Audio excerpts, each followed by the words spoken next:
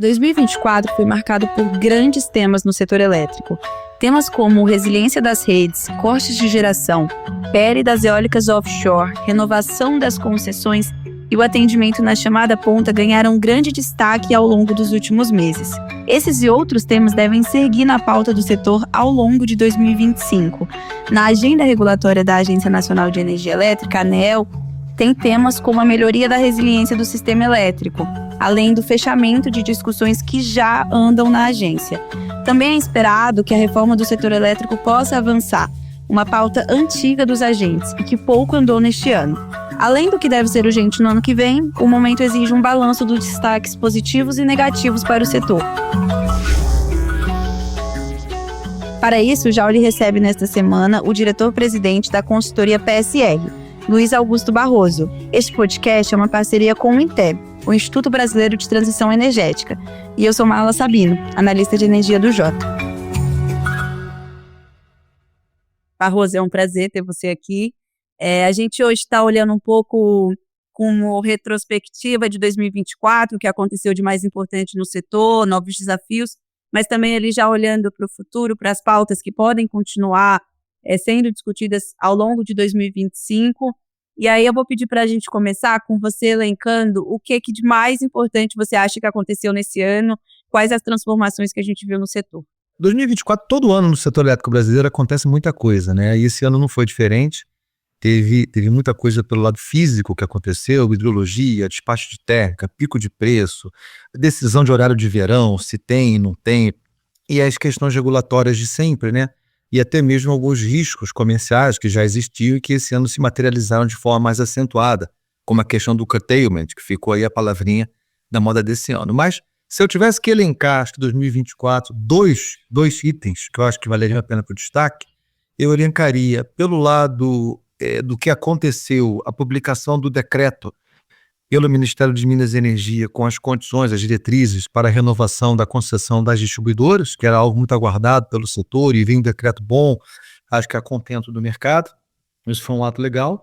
E o outro item que eu destacaria em 2024 foi o que não aconteceu, que foi a publicação da portaria com as diretrizes do leilão de reserva de capacidade, né, o LRCAP, que foi tão prometido desde o início do ano para ser realizado sempre em 2024, e a gente está aqui no final do ano sem um processo. Então eu destacaria o que aconteceu, que foi o decreto, e o que não aconteceu, que foi o leilão. Além do que, teve coisas que também não aconteceram que são importantes, como uma discussão sobre a reforma do setor elétrico e pautas que o setor também esperava que se desenrolassem em 24.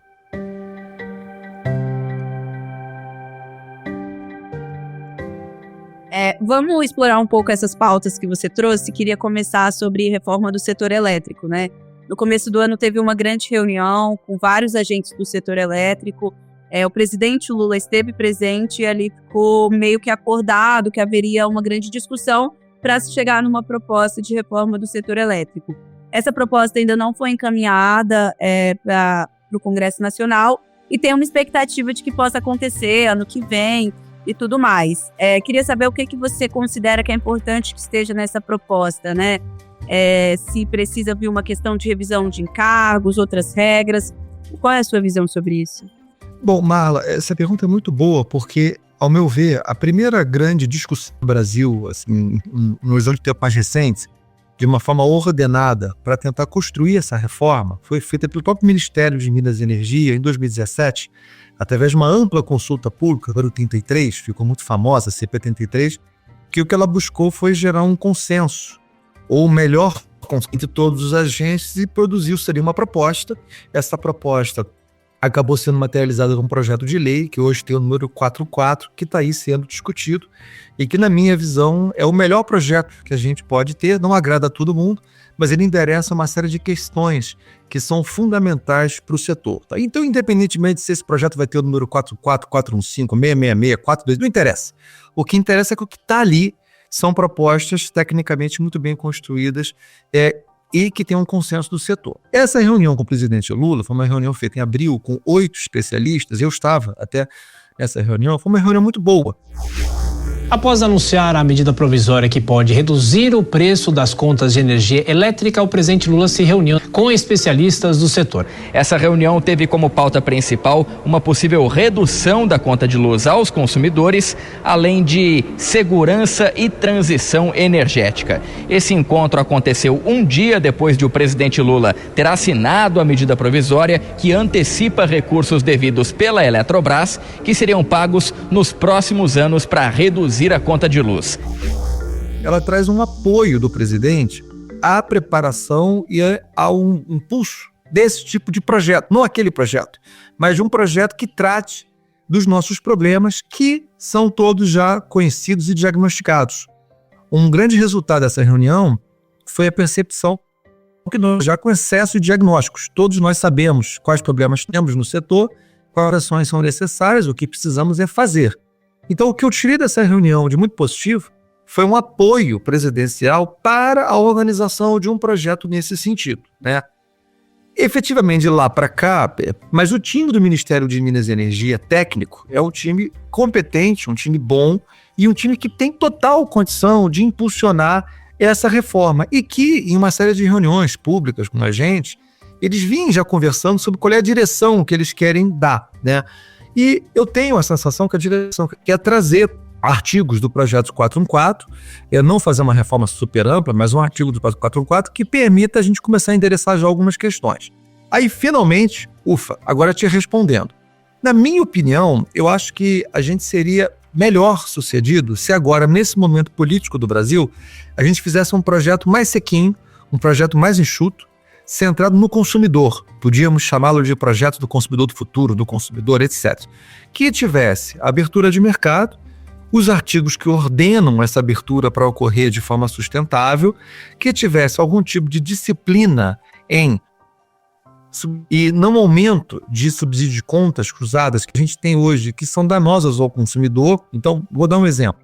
A gente hoje precisa ordenar um pouquinho como é que vai ficar o negócio da autoprodução, né? Quer dizer, o autoprodutor é uma figura legítima, mas o autoprodutor precisa ser aquele que investe, que aporta capital e que tem o direito da isenção dos encargos na proporção da energia autoproduzida, que por sua vez é relacionada a quanto ele é sócio com capital aportado no processo. Hoje, o modelo da autoprodução por equiparação acabou distorcendo um pouco esse negócio e traz um subsídio aí grande por um não pagamento de encargos, né, a uma série de consumidores. Eu acho que a gente precisa acertar essas coisas. E esse projeto, que pode ser um projeto mais enxuto, mais sequinho, ele pode entregar resultados muito bons. E o governo poderia, se quisesse, até começar a olhar para o consumidor de, enfim, pouca renda, de talvez pouco consumo. Existem países, por exemplo, que existe até uma faixa de consumo no apagamento da conta de luz, tá? A gente poderia olhar uma alternativa como essa, evidentemente não jogando custo nos outros consumidores, mas tentando trazer um dinheiro, sei lá, no fundo social, mas pode ser que a gente consiga um ângulo para melhorar um pouquinho, acho que a vida aí do pessoal de baixo consumo e baixa renda, né? Mas eu acho que essa agenda tem condição de andar em 2025, dado que ela não andou em 2024. E eu acho que ela, mais do que ter condições de andar, ela é fundamental que ande, né? Porque ao ela não caminhar, a gente acaba não resolvendo problemas importantes do setor e aumentando a nossa bola de neve de custos, subsídios cruzados, o que pode deixar o setor absolutamente impagável num horizonte de tempo, acho que não muito distante.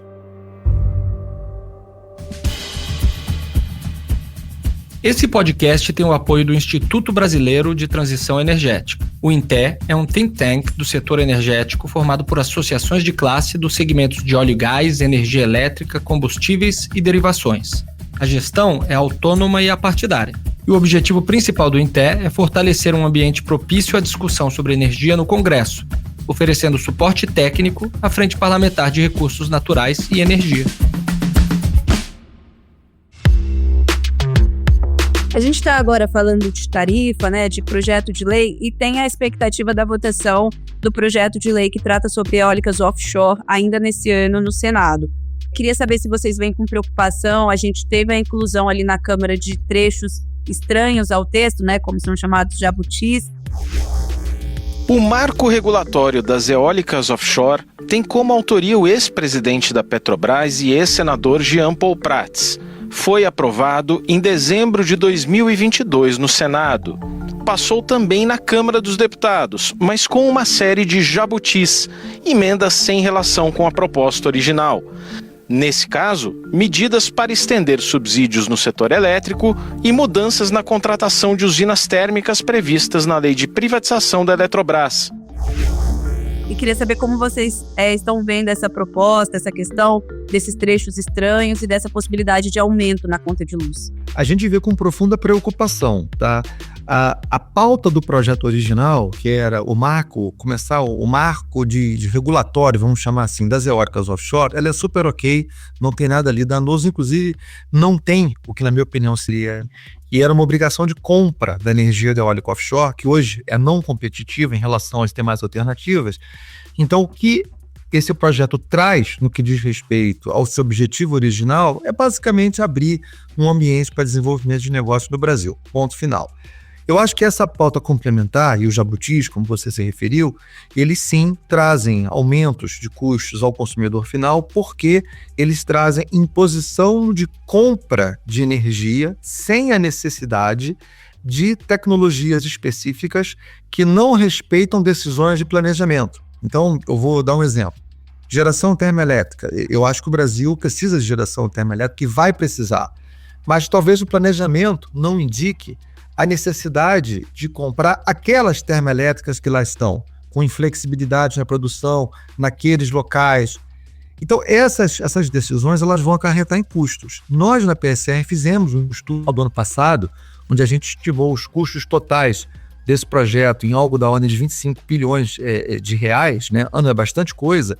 Esse número até hoje ele é um pouco menor, não porque o projeto melhorou, mas é porque alguns daqueles jabutis já apareceram em outros projetos, né? Então já houve a realização daqueles custos, e até por mais que esse número da PSR não esteja correto, que não seja 25, mas que seja 20, que seja 18, que seja 15, gente, que seja 3, né? Mas assim, de 1 bilhão aqui e 1 bilhão ali, a gente chega num custo muito grande ao consumidor que já não aguenta mais pagar nada na sua tarifa.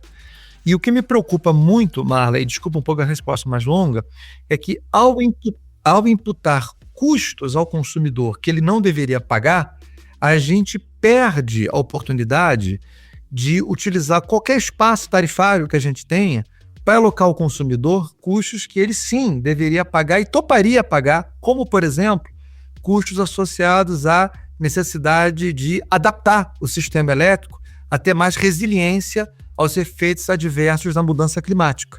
Então, se a gente começar a comprar tecnologia que não precisa, comprar oferta sem ter demanda associada, a gente perde a utilização de qualquer espaço tarifário para alocar custos que de fato são importantes de serem alocados ao consumidor, como aqueles associados a redes mais resilientes, um sistema mais resiliente adaptado aos efeitos adversos. Então, nós vemos com profunda preocupação, eu vejo com profunda preocupação, e eu acho que essa discussão ela não é boa.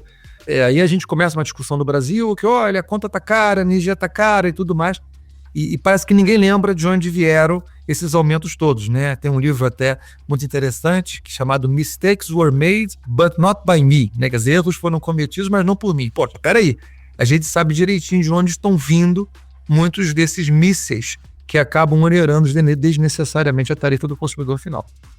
É uma preocupação, por exemplo, porque quando a gente fala de reforma no setor elétrico, a gente passa pelo Congresso. E a gente tem visto nos últimos anos muitos projetos de energia passarem pelo Congresso e saírem com medidas que aumentam a conta de luz. Então, tem sempre essa possibilidade. Vocês veem isso como também um risco? Ou é necessário ali uma articulação melhor com o Congresso, conversar e explicar melhor? Marla, eu acho que é mais pelo final da sua fala, né? Necessidade de articulação. Veja bem, jabuti não é novo, jabuti não é privilégio do Brasil. A gente, no processo democrático, legislativo, sempre teve projetos que foram aperfeiçoados no Congresso, projetos que tiveram, ajustes, né? Alguns ajustes melhores do que os outros, naturalmente, mas isso é da vida, né? Mas eu acho que o que aconteceu nos últimos anos foi que o setor começou a perder muito a capacidade de resolver internamente os seus próprios problemas. E se os problemas, que são complexos, são delicados, eles têm a sua resolução transferida para quem não está dentro do setor, não tem a noção das nuances, que a vida do parlamentar, de fato, não é fácil, a gente acaba tendo um processo decisório fragmentado e ruim. Portanto, eu acho que o mundo legislativo é da vida que a gente aperfeiçoa e mexe nos processos, nos projetos, mas eu acho que o setor precisa se articular e se unir mais para começar a apresentar as análises custo-benefício das propostas de aperfeiçoamento, pois algumas delas têm uma relação benefício-custo maior do que ou seja, vale a pena ser feitas, outras não valem, e tem outras que são, enfim, bombas atômicas completas. Mas eu acho que a gente está perdendo, como setor, uma capacidade de união e de resolução dos próprios problemas de disseminação para que a gente tenha um debate qualificado. E aí disse muito, olha, a culpa é do Congresso, a culpa é do parlamentar, a culpa é do senador, do Senado. Não é também somente isso, tá? O pessoal que está lá é inteligente, o pessoal conhece, tem capacidade.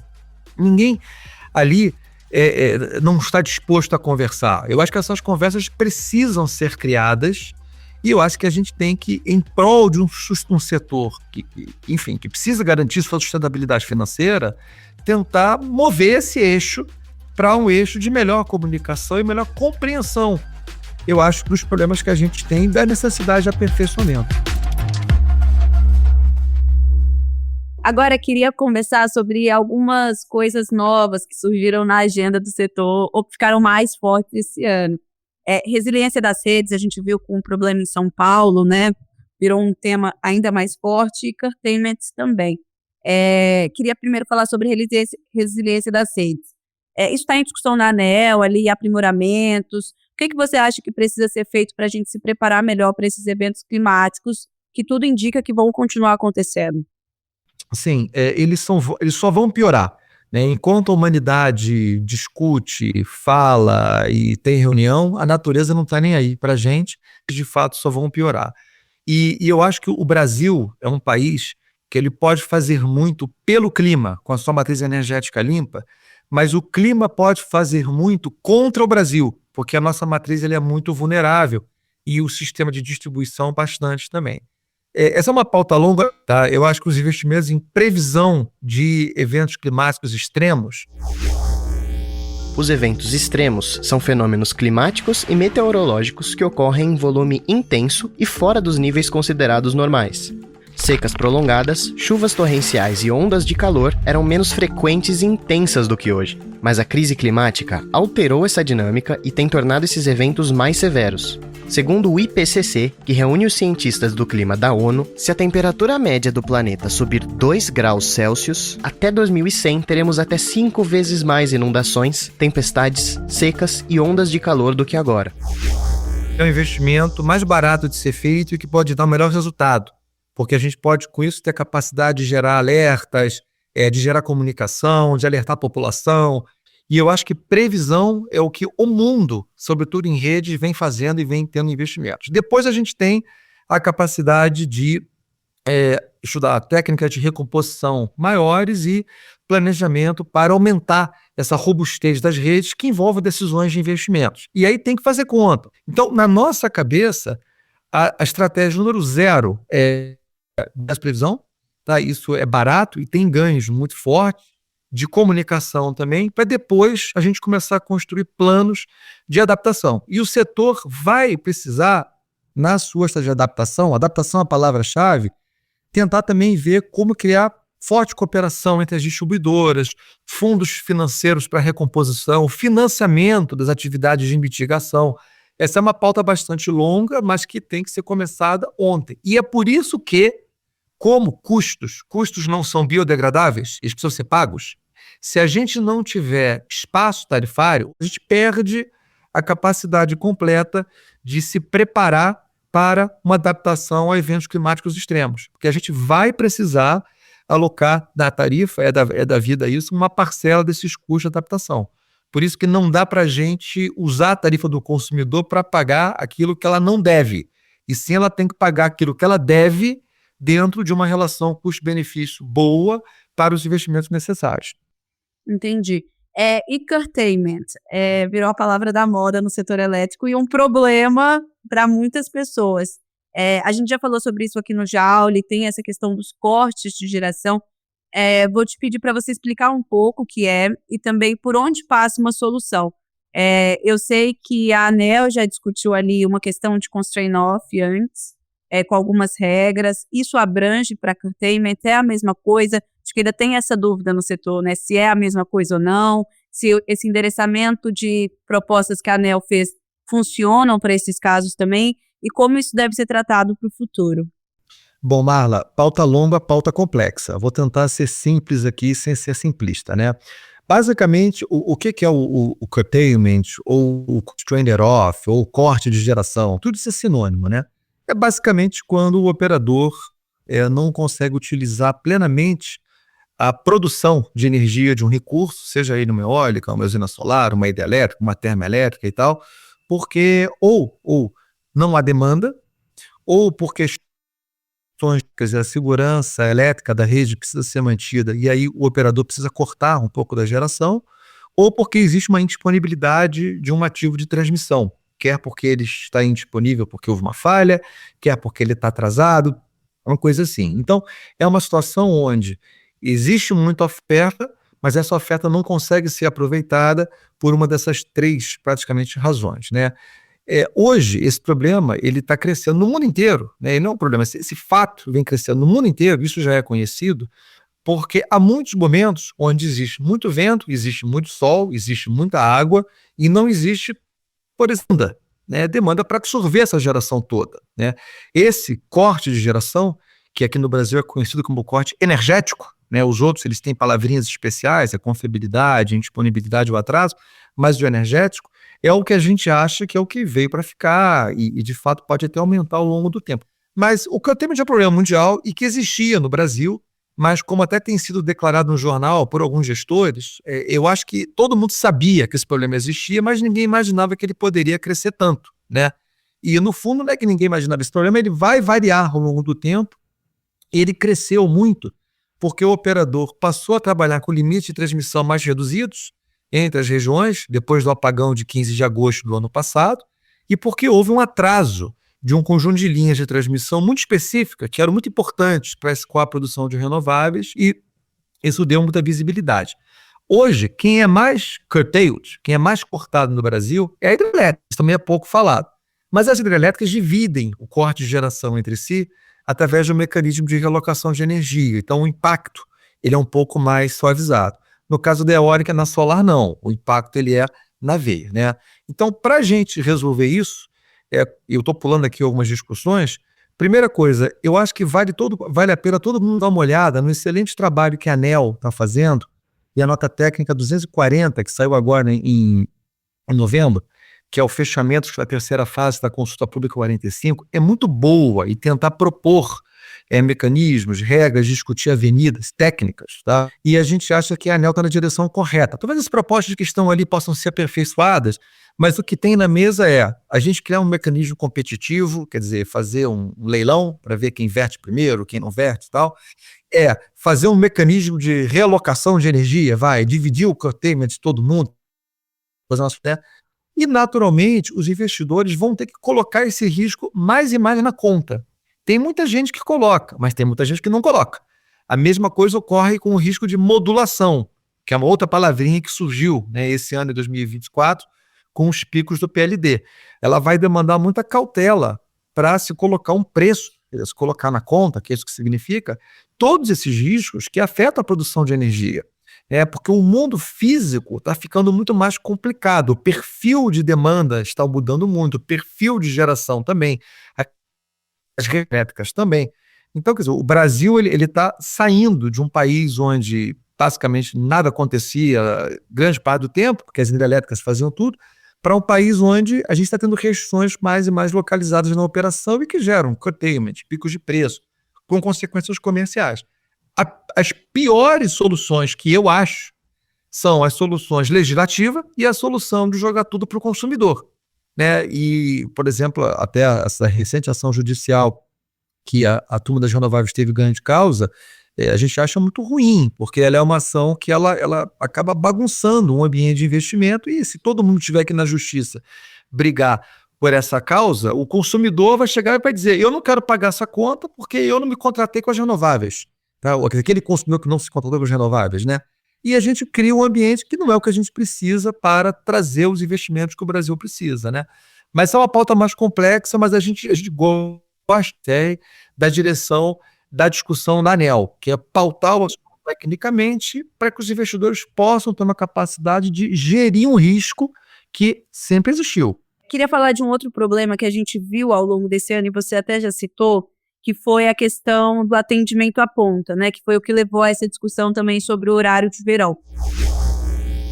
E o governo federal decidiu que o país não vai adotar o horário de verão este ano. A decisão contraria a recomendação do Operador Nacional do Sistema Elétrico, que avaliou a medida como essencial para enfrentar a crise hídrica que tem impactado o nível dos reservatórios. O horário de verão poderia gerar aí uma economia de 2% na demanda de energia no início da noite, mas o ministro das Minas e Energia, Alexandre Silveira, garantiu que há segurança energética no país para assegurar o abastecimento do país.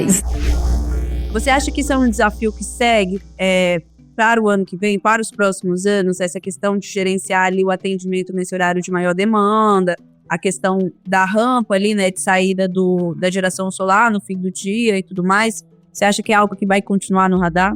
Sim, eu acho que o atendimento de demanda de ponta, já há bastante tempo, foi diagnosticado no Brasil como sendo uma prioridade, né? O Brasil sempre foi um país muito mais restrito em energia e mais folgado em ponta. Mas com a mudança da matriz, nós passamos a ser um país um pouco mais até folgados em energia e mais restritos em ponta. O perfil de consumo tem mudado bastante, tá? As pontas, de fato, têm aumentado e até mesmo vários consumidores que utilizam geradores para cobrir sua demanda de ponta e que hoje estão no mercado regulado, porque no mercado regulado tem uma tarifa de ponta que é mais alta, eles ao migrarem para o mercado livre, porque no mercado livre eles pagam um contrato flat, tá? Então isso traz uma demanda de ponta que tem que ser atendida pelo sistema. Então, na nossa visão, esse problema vai aumentar. Associado a isso, tem o fato de que as fontes que estão atendendo essa demanda, elas têm uma variabilidade de produção muito grande. Então, por exemplo, quando chega ali entre 5 e 7 da noite, que o sol se põe, a fonte solar, que hoje contribui com 50 mil megawatts de potência instalada, desaparece. Então, a demanda que sobra para as demais tecnologias atenderem, a demanda residual, que assim é conhecida, aumenta. Então, essa necessidade precisa ser coberta por alguém. Quem sempre fez isso com o pé nas costas foi as hidrelétricas.